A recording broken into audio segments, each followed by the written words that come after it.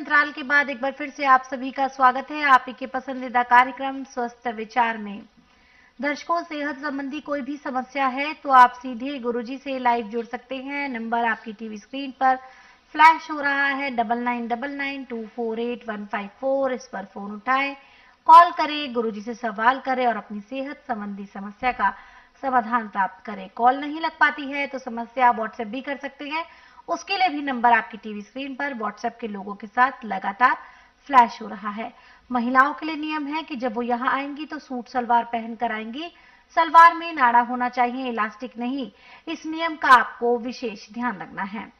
अब हम करेंगे गुरुजी से नए विषय पर चर्चा और वो है बांझपन की समस्या।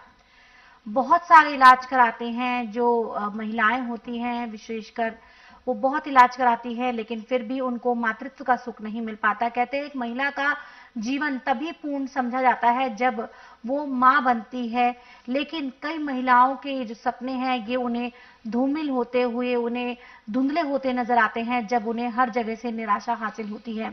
लेकिन आज गुरुजी जो है आपको बताने वाले हैं कि कैसे आप अपने सपने को साकार कर सकते हैं आयुर्वेद के माध्यम से, और कहाँ कमी होती है महिलाओं में कि वो अपने सपने को साकार नहीं कर पा रही हैं। ये गुरुजी से आज जानते हैं।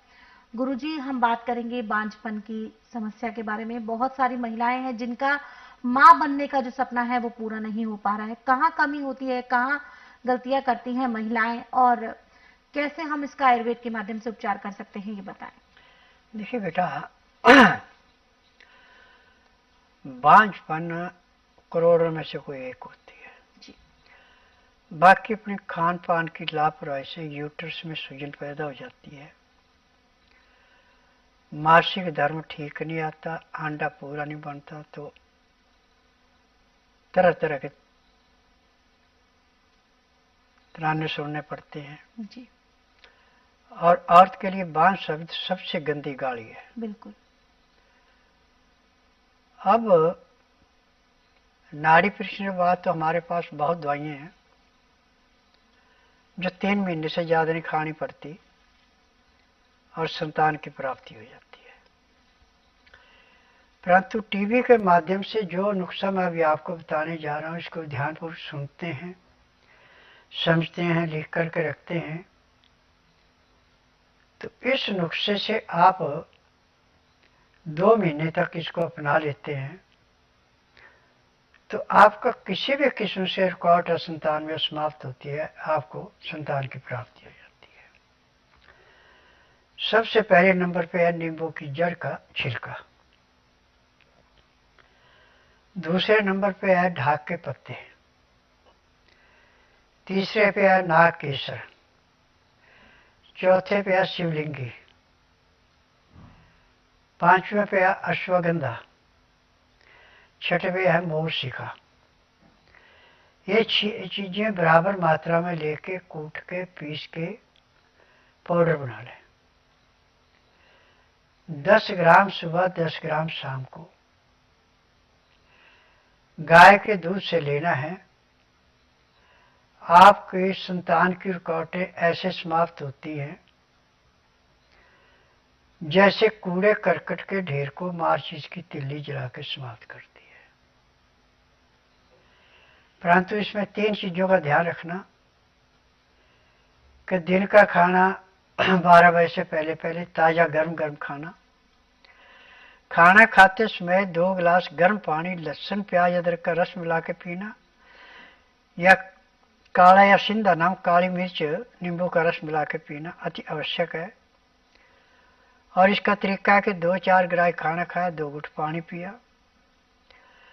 खाना जो भी आपने अनाज लेना उसकी चोकर नहीं निकालनी, दाल सब्जी जो लेना उसका छिलका नहीं निकालना, और सब्जियों को छौंक लगाना, रोटी चुपड़नी नहीं है, इतना ध्यान रखना। और चीनी से, चाय से, आर्टिफिशियल चीजों से दूर हो जाएं तो दुनिया की कोई ताकत नहीं जो आपको संतान प्राप्त ना करा सके।